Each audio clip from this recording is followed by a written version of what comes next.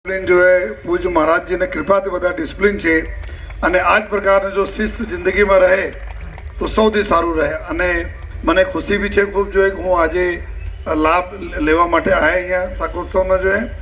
અને આજે હરિભક્તો દ્વારા બધા અલગ અલગ જો હે વાનગીઓ બનાવવામાં આવે છે જો હે અને બધા લોકો પ્રસાદ તરીકે લે છે।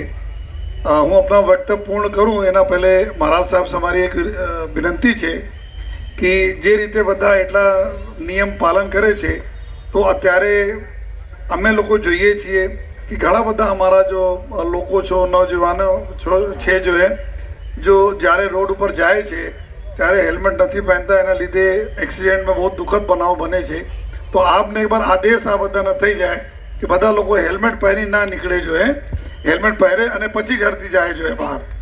અને બીજા રિક્વેસ્ટ એવું છે કે અત્યારે આ બધા લોકો વાત કરે છે કે અમારા પ્રદૂષણને એટલા પ્રકોપ થઈ ગયા છે કે શ્વાસો લેવામાં તકલીફ પડે છે। તો આ રીતે અમે લોકો અહીંયા એક મુહિમ ચલાવીએ છીએ કે લોકો બિના મતલબના હોર્ન નહીં વગાડે। આ બધા હોર્ન બગાડ કરે છે અને પછી અમારા જો વડીલોને બી તકલીફ પડતી હોય અને નાના બાળકોને બી। તો એક આ બે આદેશ આપને થઈ જાય તો બધા લોકો જો પાલન કરે તો અમારો સુરત ઓર ખૂબસૂરત થઈ જાય જોઈએ।